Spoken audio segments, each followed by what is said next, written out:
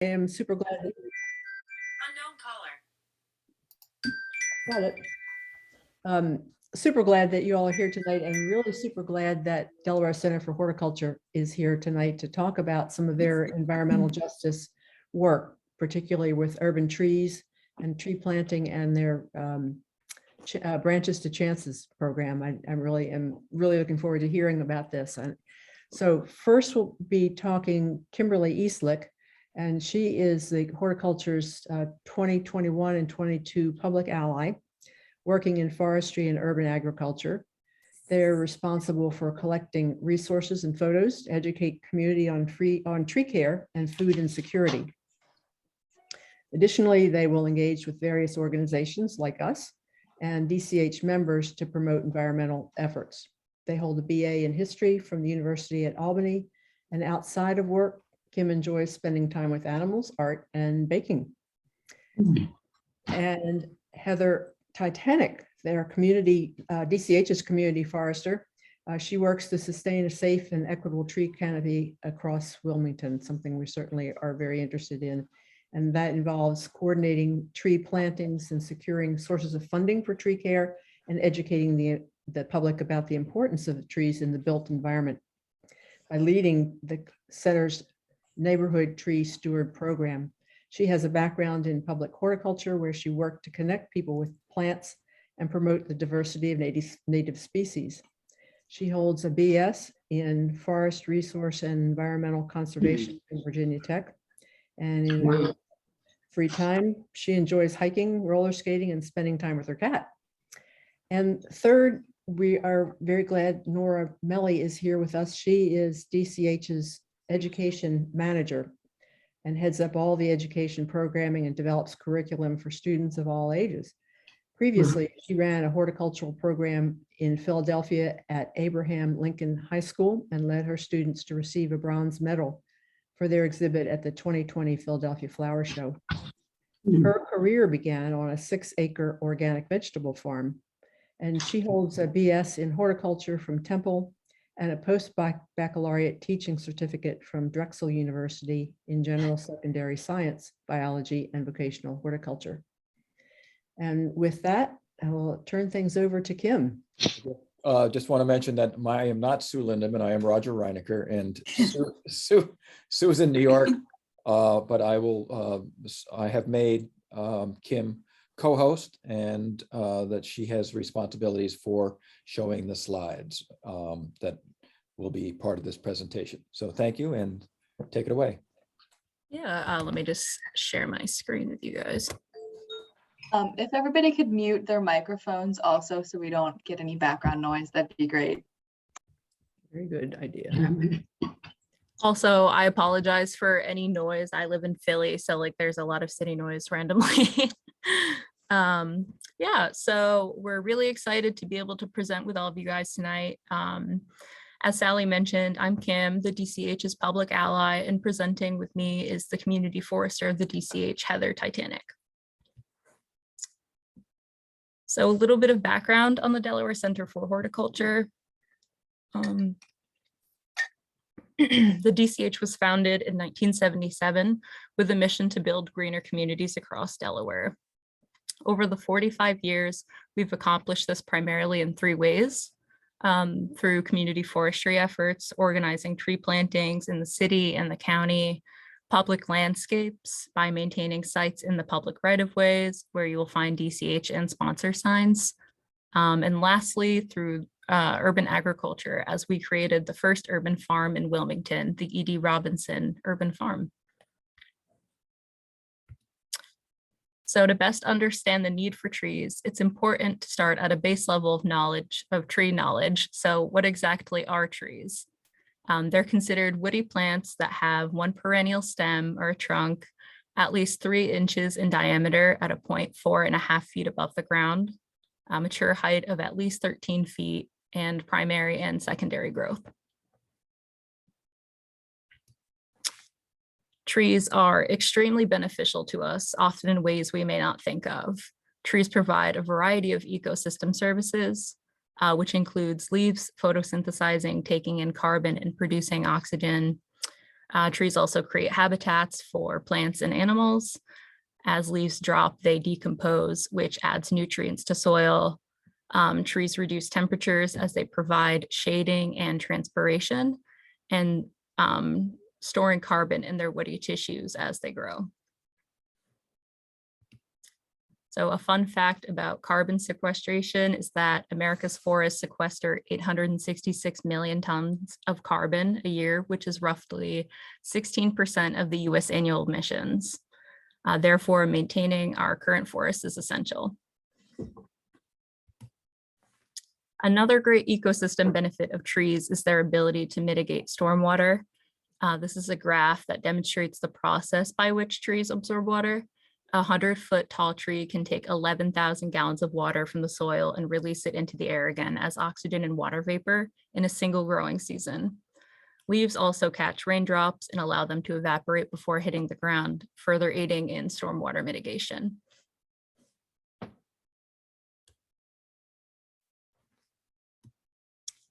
With all of the ways that trees benefit the ecosystem, there are also several social services that trees provide. For example, through crime reduction, evidence now suggests that strategically planted vegetation in underprivileged communities may actually reduce crime by drawing people to public places and increasing the probability of a criminal being observed. Noise screening, urban forestry researchers have shown that narrow belts of trees can reduce noise by 3 to 5 decibels. Trees also provide a sense of community. Research demonstrates that green spaces in urban areas influence social cohesion by providing a meeting place where people can develop and maintain neighborhood ties. Additionally, aesthetic beauty, as trees can provide privacy or screen out undesirable views. And they also encourage outdoor recreation. During the summer months, trees provide shade and cooling the air, allowing for more time outside. Some more ways trees are beneficial to us and can actually save you money. So trees increase property value. Having large trees in yards along streets increases a home's value from 3 to 15%. And additionally, they lower energy costs. If you plant a tree today on the west side of your home, within 5 years of your energy bill, or in 5 years, your energy bill should be 3% less. In 15 years, the savings will be nearly 12%. This brings us to trees in cities and how the DCH is involved in urban forestry management throughout Wilmington. The ISA is a nonprofit organization that sets international standards for tree management and care. We manage trees located within the city right-of-way, which is city-owned property along roads. This includes street trees and parks, trees that were planted, and already existing trees. The total urban forest also includes trees growing on private property and in people's yards. Oftentimes, living in cities, we may not think of all of the ways that trees can benefit us, as there typically isn't much greenery around. So why is there a more dire need for trees in cities? Trees work to increase urban biodiversity. They can also help combat increased mental health issues people can experience living in cities. They act as filters for urban pollutants, as well as cooling the air to decrease the severity of the urban heat island effect. Green infrastructure is a fairly new concept and is extremely important in cities as it provides cleaner air and water, as well as significant value for the community with flood protection, diverse habitat, and beautiful green spaces.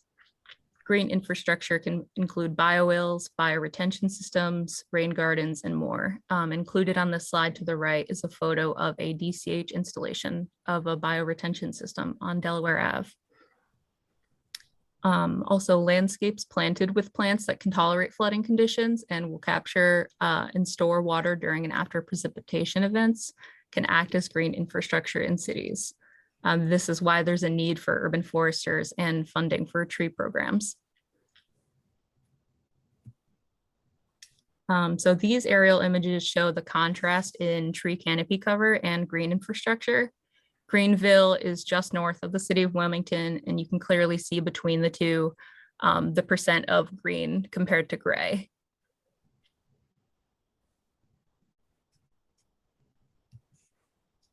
The gray that we see in cities also contributes to a phenomenon known as the urban heat island effect.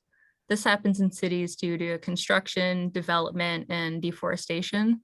The increased impervious man-made surfaces reflect solar radiation and heat rather than absorb. And this is due to a lack of greenery and shade. This is a major concern in environmental work today, as the majority of people in the world live in urban areas.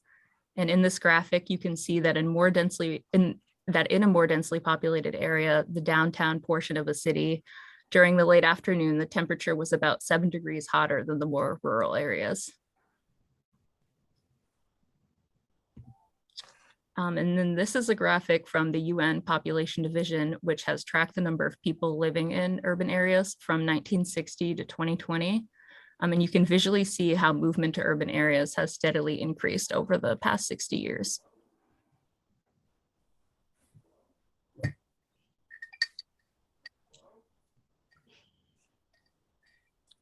So now that we know all the ways that trees benefit us and their importance in cities, tree equity allows us to figure out the areas that need trees the most.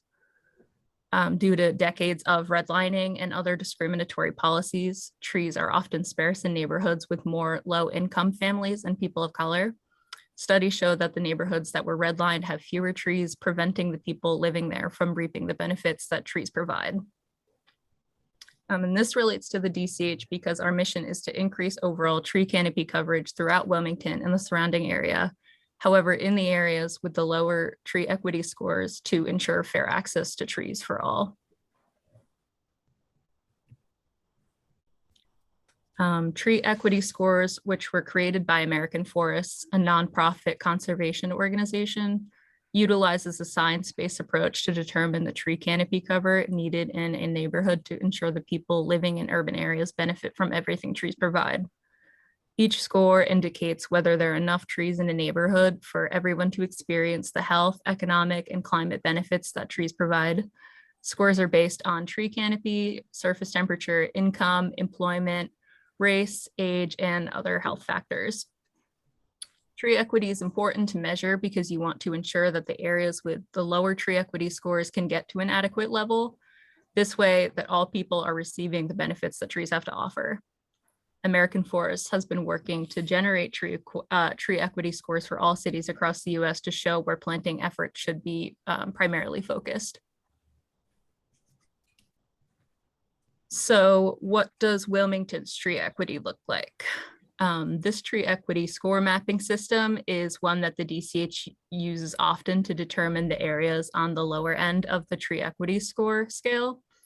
As you can see from the map, there are many areas within the city that are lacking access to trees.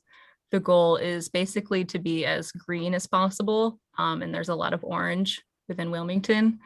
Ultimately, a 75 or over is the most ideal score for tree canopy coverage. Teddy, or Tree for Every Delawarean, is one of the many initiatives to address tree inequity, and it's a fairly recent effort on behalf of Governor Carney. The goal is to plant a tree for every Delawarean, so 1 million trees over the next 10 years. Teddy's purpose was created to help Delawareans reduce their energy use while providing an opportunity for everyone to contribute to the statewide effort to improve air and water quality, preserve soil, and support wildlife, all while reducing the harmful greenhouse gas emissions that are driving climate change. And I've included a screenshot from their website on the slide and kind of an explanation on how to navigate it. So on the right, you're prompted for the location, the amount of trees, which is helpful for participation in larger tree or larger scale tree plantings, why you planted your trees, and you also can attach a photo. The Teddy tracker also shows individuals where trees have thus far been planted in Delaware, as well as whether it was in an independent planting or a private planting or public. And now I will turn it over to Heather. Thanks, Kim. As you all heard, I'm Heather Titanich, the Community Forester at the Delaware Center for Horticulture. And now that we know a little bit more about the benefits of trees and tree equity, and we saw the map of equitable and inequitable areas in terms of tree canopy cover throughout Wilmington, I'm going to talk a little bit about DCH's work and how we have been addressing this issue of tree equity for the last 50 years. So DCH has been around since 1977, and we've been cultivating greener communities and focused on connecting people with plants. And we do this through a variety of ways in terms of community forestry. So one of the programs that we often have are free tree giveaways or low-cost tree sales. And this program is really great because we are trying to reduce all of the barriers that people can face when they're trying to get a tree or plant a tree. So this past year, we had a free tree giveaway that offered up to 2 trees for all city residents within Wilmington. And we worked with partners across areas of low tree canopy cover and in low income areas to try to advertise and get the word out about this program so that people knew that we were having it and knew to come to us to get a free tree. So with each tree, we included an informational sheet that talked about the tree species, how to maintain it, how to plant it, how much water a tree needs, kind of just a 1-page outline of how to plant and take care of a tree. And then we also gave buckets of mulch so that, people could give their tree kind of a head start and really maintain that tree so that it has a long functional life. Another program that we do each year are our annual street tree plantings. And these are funded through community development block grant funds, and it's street tree plantings within the city right of way, so within sidewalks and tree lawns.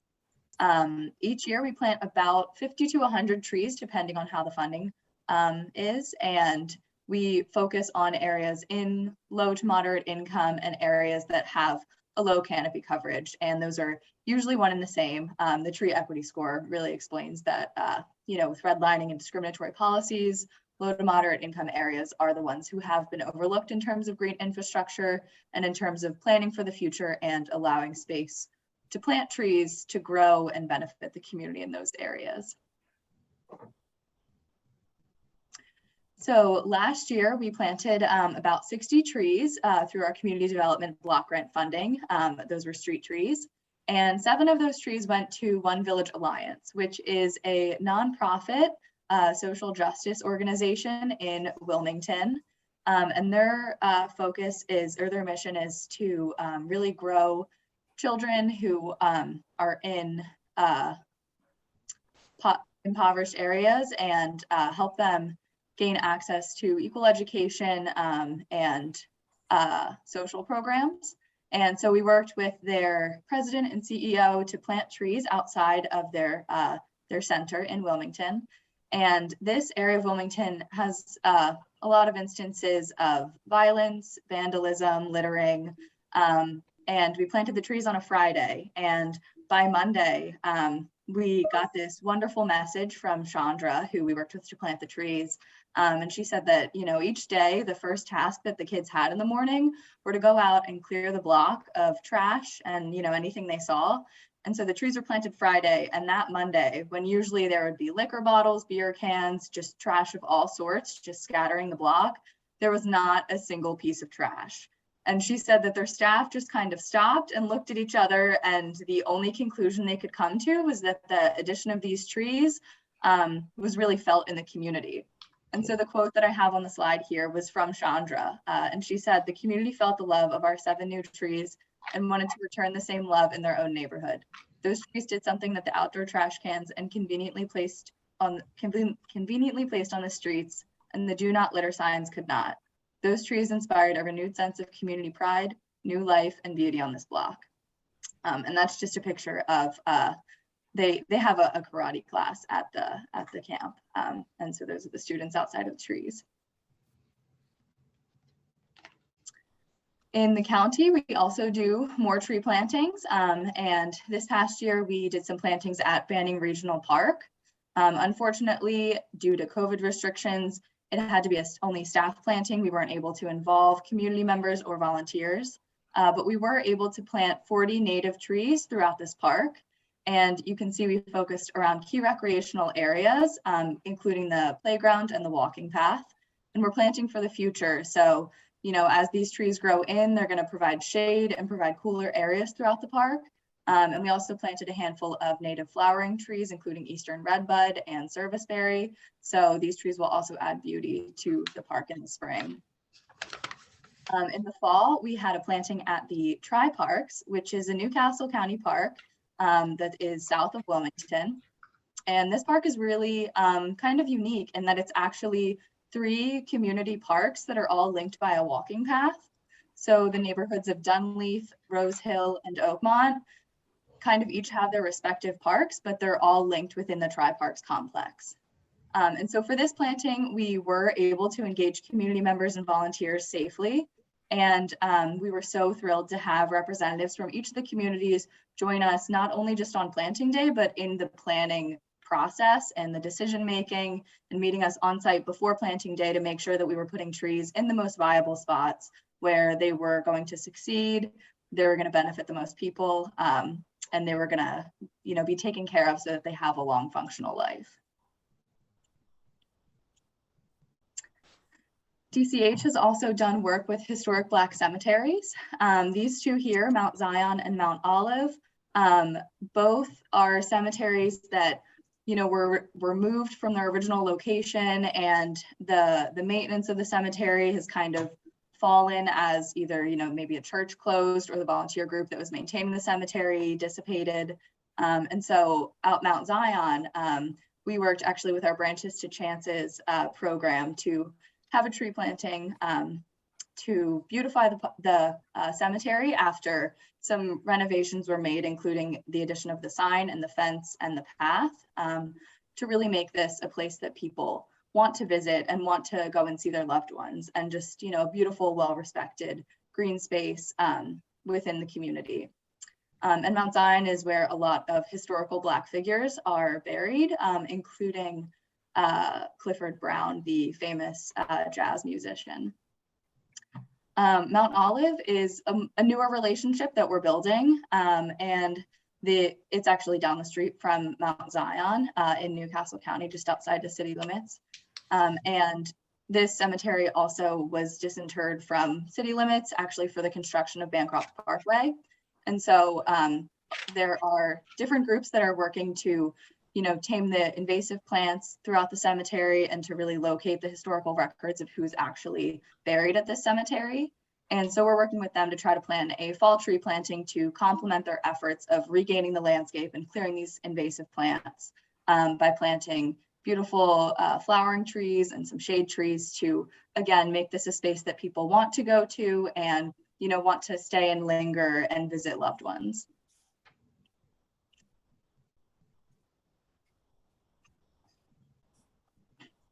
To really ensure that we are planting trees in the most equitable spaces and in spaces that are the most viable and that are going to benefit the most people, we've been utilizing GIS, which is Geographic Information Systems. So DCH has a GIS and data specialist on staff, Elizabeth Ostrowski, and she creates maps before we go out and plant and do any of the site prep, so that we know exactly where we're planting and where these trees are going to grow to impact, and then also mapping after the fact to see the footprint of that planting. So this is an example of our map from last year before our street tree planting. And so these are 2 sites that she focused on in West Center City and East Side. And you can see the purple layer represents more general areas of ideal or non-ideal spots. And so in terms of tree planting, when you're trying to increase canopy cover, a non-ideal spot could be where a building is and there's no room for a tree. It could be where an existing tree is, so there's not need for canopy there if there's already a tree in that spot, or a park or an existing forest. And then the dots in this graphic are related to the tree pits, and that's actually from the City of Wilmington's data, and they're ranked from high, medium, and low priority in terms of who's going to benefit from this tree being planted, and where that falls within West Center City and East Side. So we use this to inform our decisions before planting street trees.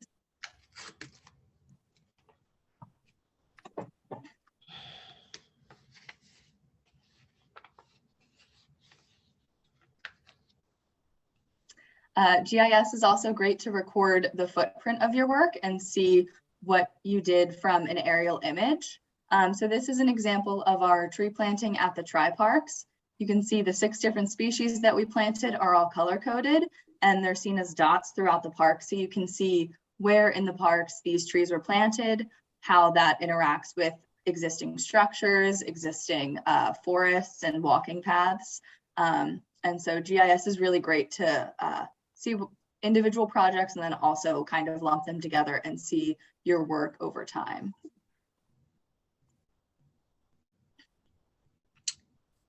So we try to, plant as many trees as we can and green Wilmington and Newcastle County, but we also try to weave education into all of what we do.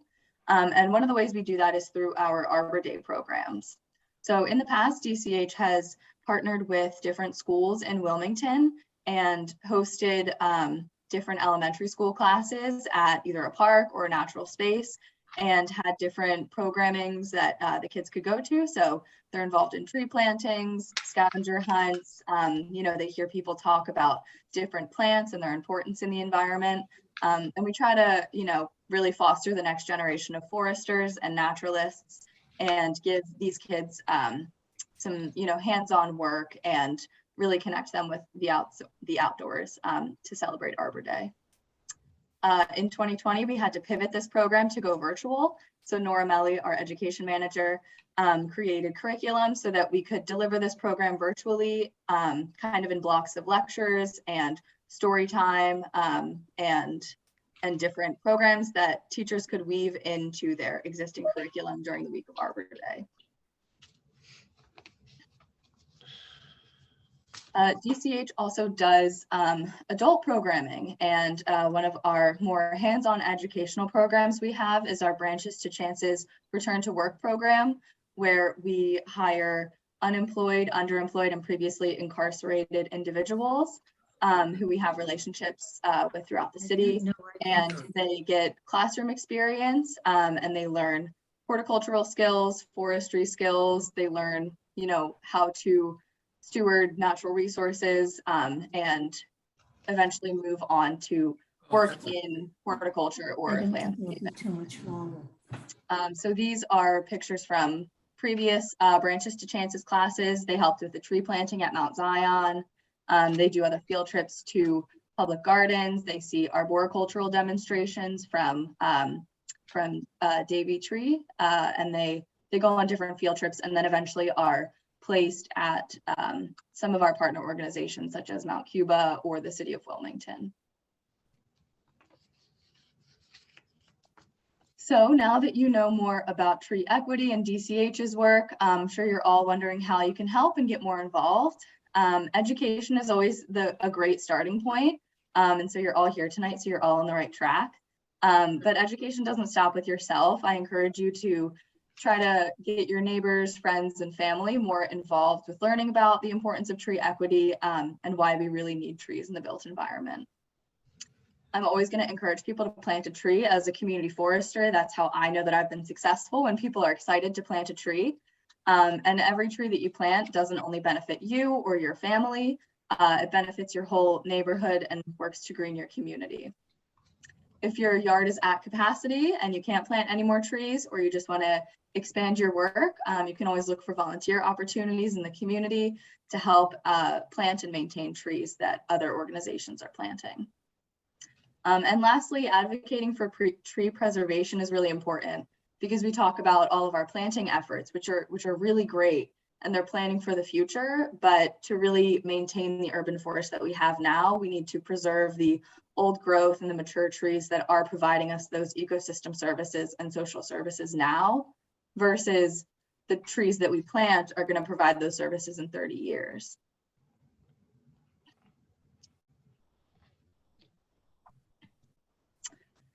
Here are some upcoming holidays that are environmental related that you can mark your calendars, see if there's a way for you to celebrate individually, or maybe there's volunteer events that you could help at. There's the International Day of Forests, which was actually designated by the United Nations to be on March 21st. In April, we have Earth Day and Arbor Day. And then in June, there's World Environment Day. and to continue educating yourself about the importance of plants, you can tune into some upcoming DCH lectures. We have a lecture series about putting the culture back in horticulture. And so our Intersections of Garden and Culture lecture will be celebrating Black History Month and the connection of Indigenous peoples to horticulture and land stewardship. And that will be in March. And then in March and April, we will have another tree steward lecture series. This will be 30-minute lunchtime lectures and about the benefits of trees, tree anatomy, and tree planting and care.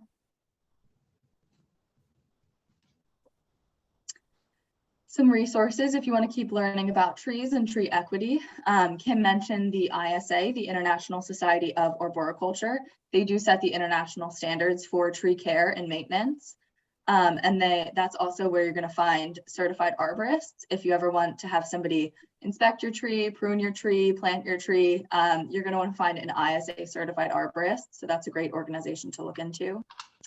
If you want to read more about tree equity or see more tree equity scores of your area, you can go to American Forests.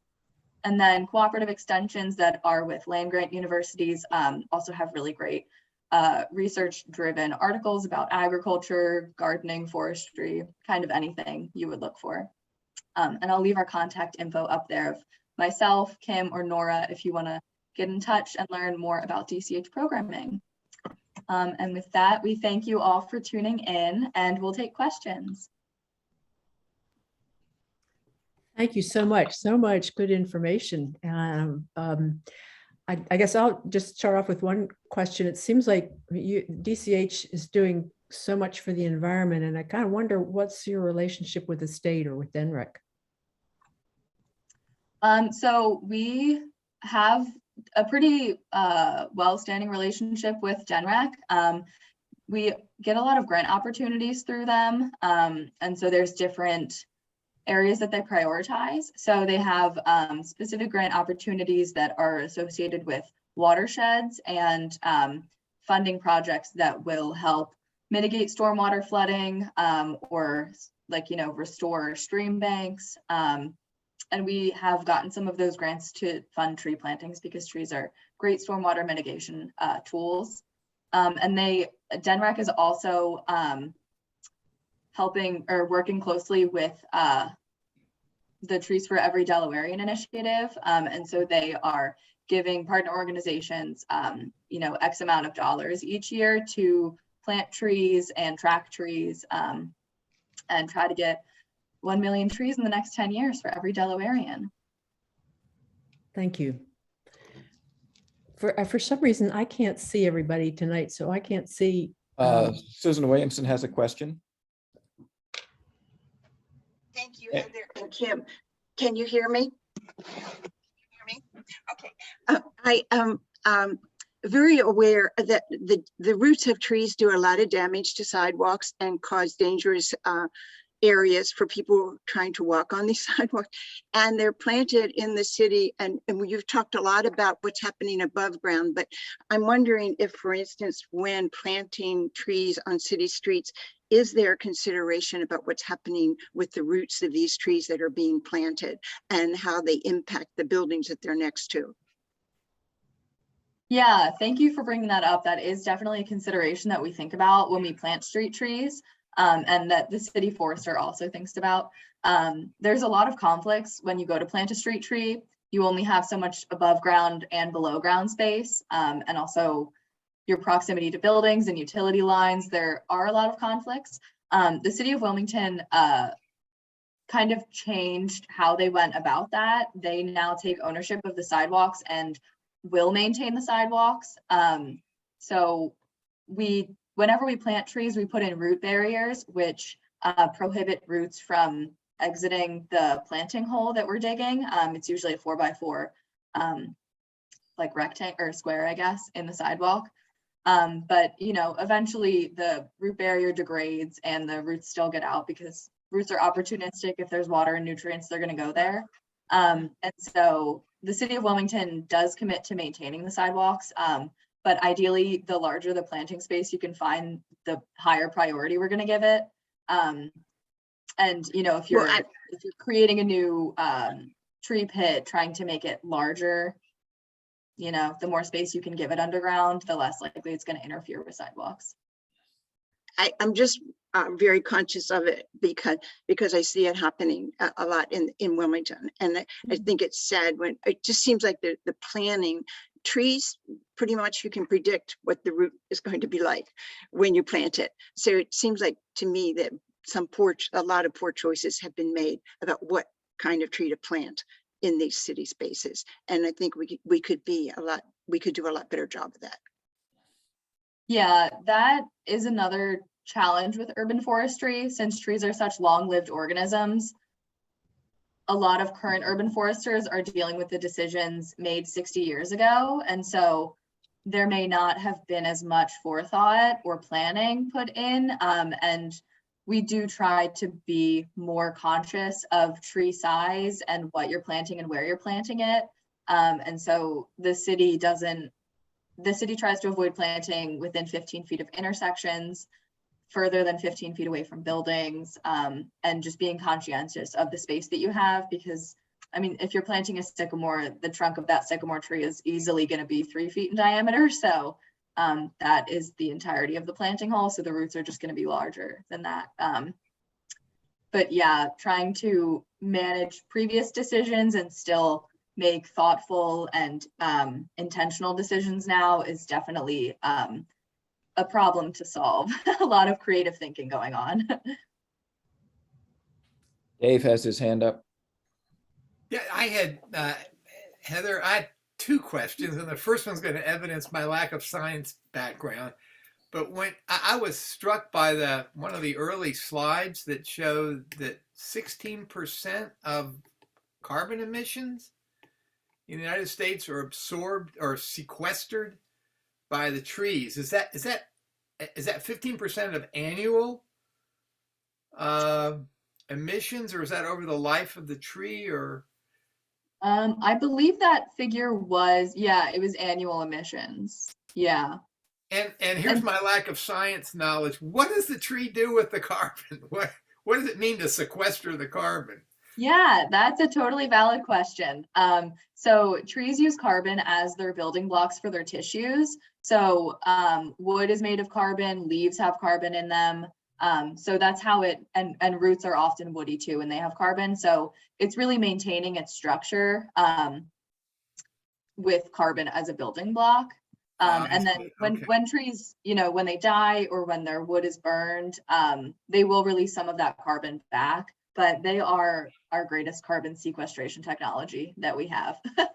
Well, and here's my second question that sort of follows from that. How are we doing in Newcastle County with respect to maintaining or expanding or reducing the tree canopy and the preservation of our older trees? Yeah, so in all honesty, I have been in this position since April, so I'm coming up on 1 year. So I don't think I can give a complete answer to that.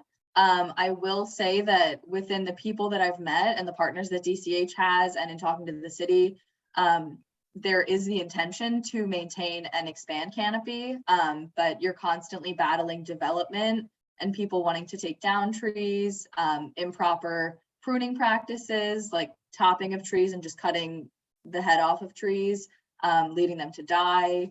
We're also facing various pests and diseases, spotted lanternfly, emerald ash borer. So there's a lot of intentionality being put into planning and expanding tree canopy. And it seems like there's more funding. Since I've been here, there are a lot of grant opportunities to fund more tree planting projects. I don't know numbers though. I know on average, urban forests are decreasing over a year just because of development. But I'm not sure how that specifically applies to Wilmington and Newcastle County. Thanks. Yeah, thank you.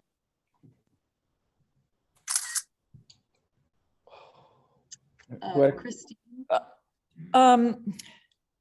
Are developers, as part of any kind of contract, expected to replenish trees? I know I'm a member of the Wilmington Rowing Center, and the new neighbor, which is actually quite wonderful, building a new apartment complex has taken down a lot of trees, most of which are ailanthus, the proverbial host for the spotted lanternfly, and other weed trees. But when they get their agreement with the county or the city to put that development in, are they required to commit to certain plantings?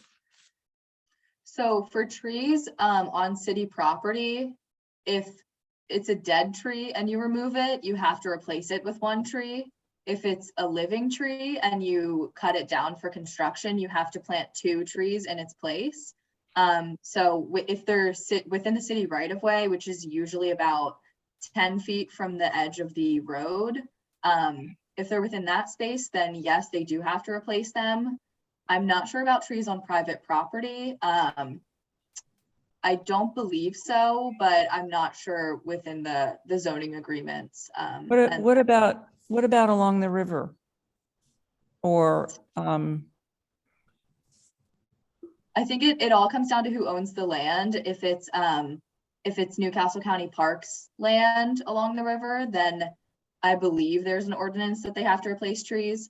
But I think if it's private property, it doesn't fall under that ordinance. So I'm not sure if there's another one that requires on private property that you replace trees, but from what I've seen, it doesn't seem like there is. Does DNREC have any requirements in terms of controlling of old pollutants, perhaps in the groundwater and all that kind of, or in the ground? I know we had to put a buffer between the river and the apron for the boathouse of grasses and other plantings to control certain things. And I don't know if DCH has any input or influence on that, or is that strictly DNREC? I believe that's strictly DNREC, and I think it would depend if they're in a wetland, a designated wetland area, if you would have to replace trees or put in buffers or any stormwater mitigation system, to my knowledge, but DCH hasn't been involved with that. Well, and this was to do with industrial pollutants that were buried in the ground, I think, primarily, but trees would accomplish that if it's holding the soil in place. Although we didn't want trees, we wanted something a little more permeable. I do have a question. We lost a tree at the church last week. I think it was a sycamore. It went down and the roots went into our main sewer line and choked it off. There was really no choice. The tree had to go to excavate the sewer line to rebuild it. Now the question is, who, how, why, and what variety of tree do we put in its place between this church and the sidewalk and the street? Probably only, it might be four feet, but otherwise it's pretty much concrete there. And how do we go about getting a tree there? So that will be a question for the city's urban forester, Herb White, because it sounds like it's a city tree. If it's between the sidewalk and the street, it's a city tree. So that would be the city's tree to remove and replace. That was pretty much the impetus for my original comment about roots, because I'm a Westminster person also, but those trees, those sycamore trees have been on that street always. And it just seems such a sad thing to have put those trees there in the first place. But that's not the only place where this has happened in the city. And so I just think we do have a lot to be concerned about how the decision was made to put those there in the first place. They all should be gone, and something more respectable for that area be there, because those roots are very damaging. Anyway. But how old are those trees? How old are those trees? And those trees are beautiful, even if you only look at the trunks. I have no idea. Sorry. I love those trees. Yeah, but they could be better in a park.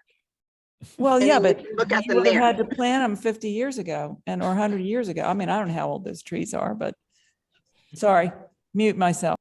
You also then get into the guessing game of what came first, the tree or the building, or the tree or the sidewalk. I imagine the sidewalk was probably there first, but they may have had to cut into that tree space to, build other places or parking lots or roads.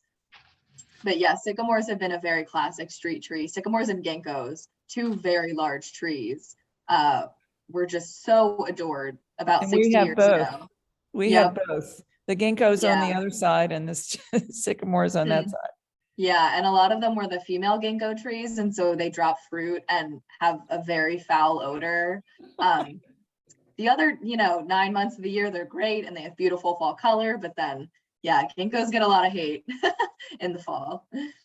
I didn't recognize, because it was all Latin names of the trees that were in that one slide that were recommended. There are like 9 of them, but as I don't read that Latin names to interpret them well. So, but the city arborist would make a recommendation, and probably sycamore is not one of them, right? Did you Yeah, say, I mean, did it depends. did Oh, I miss sorry. a slide of the list of trees? I must have missed it. It was in, I think it was in there somewhere. Yeah, okay. I was dozing a couple of times, but There's also recommended tree lists that the city has. Denrec also has one of street trees to plant. Now, if you're not planting on a street, you have so many more options because you don't have to deal with just as many pollutants as the potential of cars running into the tree, salts from, putting salt down in winter. Urban trees go through a lot. So if you're planting a tree in your yard in a more protected area, there are more extensive tree species lists. One of the talks we had on the Peace and Justice was about the capping of I-95 with an urban park.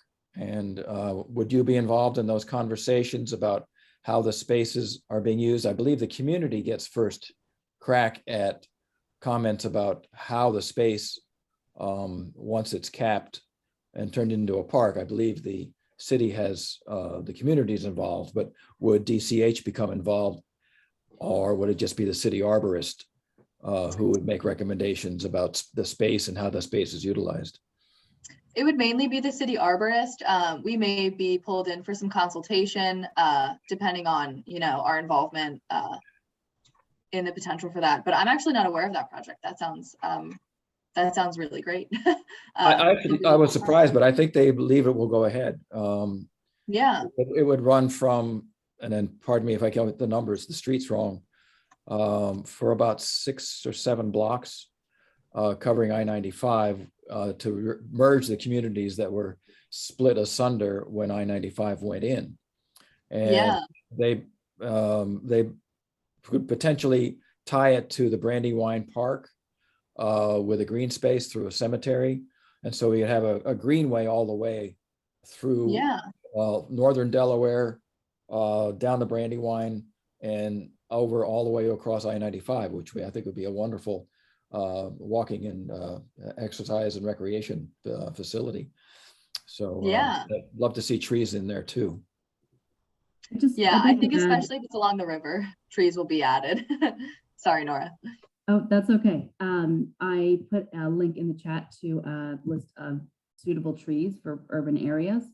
And it tells you by size, small trees are preferable for anywhere there's wires overhead, that sort of thing. This is something that we consulted on. It is a little bit old. I don't know the exact year, but that's our old logo. So it's at least 4 years old. But I didn't notice anything. I'm not an arborist, but I didn't notice anything on there that was completely out of date. So that would be a good resource for some of you looking for trees.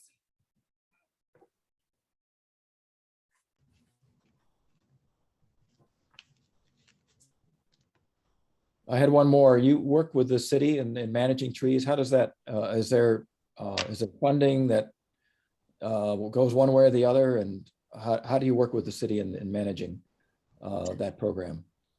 Yeah, so the city is the primary manager for the street tree program in Wilmington. And whenever we do street tree plantings, we consult with the city beforehand and have to go through the permitting process. It's a little bit different than if you were to get a permit to plant a tree in your in the city right away in front of your house as an individual. but we go through a permitting process with them, and there's some consultation and feedback, and they do site inspections. And there's, kind of just open communication with the city, but for the most part, we're working, kind of in parallel programs, but they do all of the city plantings and like emergency tree management.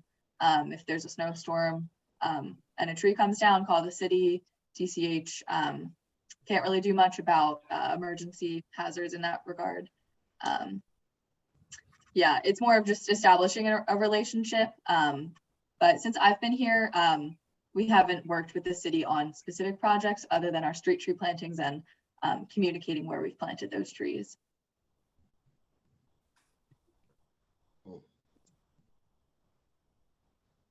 Any more burning questions? Well, I echo Dave's concern. I think we had an issue up here where suddenly there was a planned, unknown to us, a planned development along the red clay, and neighbors were shocked and horrified that the whole area, several acres, was clear cut in a couple days with like no community input. And I didn't know if that zoning laws, planned developments already on the books were, zoning laws, I think, move like at the speed of a glacier. And they're not up to date in terms of preservations of open space and restrictions on development, because the developers have money and they fight it so much. And in terms of, well, no, these are land rights, these are owners' rights, we have the rights, we bought the land and all that. I didn't know if there were laws or rules or how we go about looking at the developments that are on the books that we don't know about, and the rules around those developments about preservations of trees and preservations of, some open space at least. Are you talking about York, what the happened on Yorkland Road? Yeah. I drove by there yesterday. I couldn't believe it. And it was so fast. Yeah. It was I like mean, it's overnight like- and it's gone. It was like a bomb went off. Yeah. It's really, really disappointing and upsetting to the local community. Yeah, that sounds very upsetting to just, one day drive by and see a completely open space. I am not aware of any policies or any way you could access like potential development. I don't know how public that is. I would imagine there would be public input. But I think that would be more of a question for the city. Yeah. Well, I know in Sussex County, they're now fighting over spaces between developments and how much space is allowed or can be kept in open space. And of course, the developers want, 10 feet, and the city or the county and the state want 100 feet. And, I guess they're going to litigation on how that's going to work down in Sussex County, which is subject to a lot of development. I mean, lots and lots of homes and population increase down there. And if we don't work hard, we're going to really lose a lot of open space. I don't know what the solution is, but it is disturbing. Yeah, and I think that's it's more aware now and more in the public eye. And I think that could have been one of the reasons why Governor Carney signed in the Trees for Every Delawarean initiative. We were actually there at the ceremonial tree planting, and the governor made a speech, and the way he put it is that somebody kind of came to his desk with this proposal, and by the time they got out the name of the title, he just kind of said, like, I'm signing it, like, go ahead, yes, get a tree for every Delawarean. So it seems like he has an environmental mindset, and trees are somewhere in his priority list. And that's, across the state, whereas we mainly work in Newcastle County. So there are definitely partners downstate. Delaware Forest Service is doing some good work down there. Yeah, I'm echoing all of your concerns with construction and tree removal, clear cutting, especially on the coastline. We are not setting ourselves up for success there. No. As regards Wilmington, I'm guessing that you're not anywhere near saturation in terms of the planting that DCH would like to do. Is that correct or not? Could you elaborate on what you mean by that? Yeah, what I mean is, are there lots of trees that you would like to plant? Lots of areas left to be planted? There are. It does get a little tricky in the areas prioritized in the city through community development block grant funding, because that does restrict where you can plant trees to be within the Northeast and Riverside. And in a lot of these areas, there's a reason why there's no trees, because the planning just wasn't there and it didn't accommodate for the space of a tree.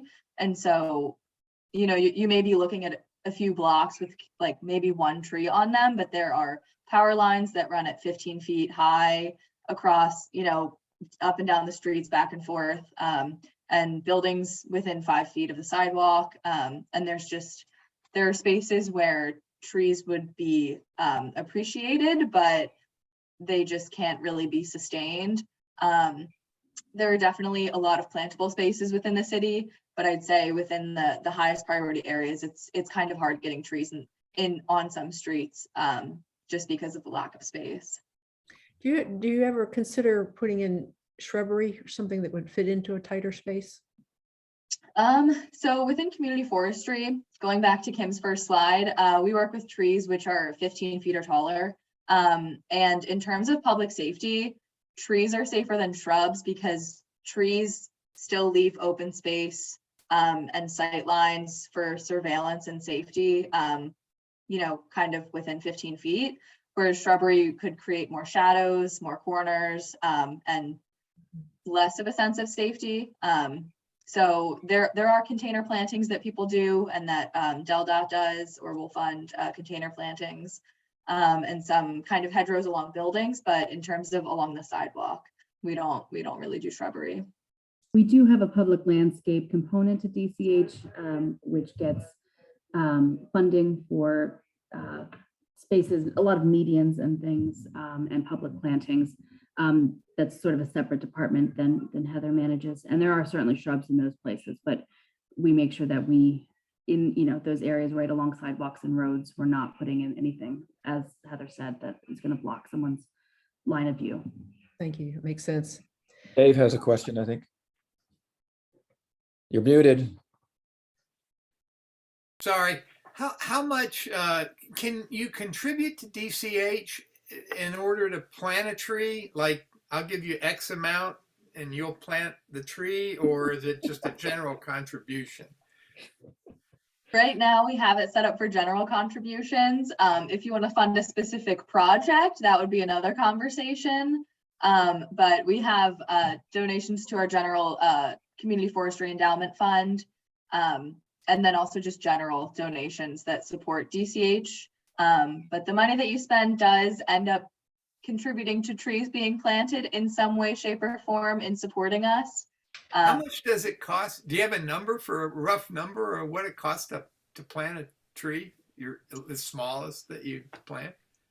I'm not sure how familiar you are with different types of tree stock, but there's bare root trees, which are what they sound like they are. They're 1-year-old saplings that are about, a foot tall, maybe 2 feet tall, and they're just bare root. They're usually in like a water mixture, and those are really cheap because they're really light, easy to transport. You can, bundle a bunch of them together.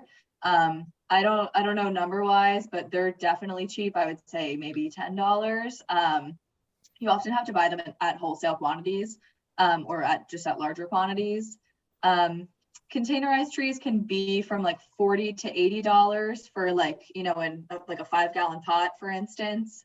And then balled and burlap trees are ones that were growing in an open field in the nursery, and then they come in and they dig them out. And so they usually leave about a 6-foot diameter circle that they excavate around the base of the tree. And so they get some roots, but oftentimes 80% of the root mass is lost. And then they transport that in burlap and then plant it. So it's a much larger tree. It's a lot more labor intensive, more specialized equipment's needed. that's going to be a contracted tree planting. So the price of the tree alone is going to be in the hundreds, maybe 300 to 500. And then if you're contracting a tree service such as Davy or Bartlett to plant it, it could cost about $500 to $600 to plant a tree.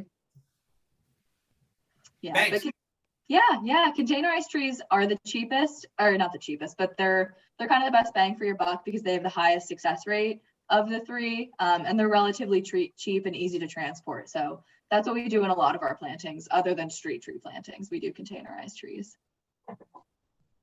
I just have one more question whenever there's a chance. Oh, here.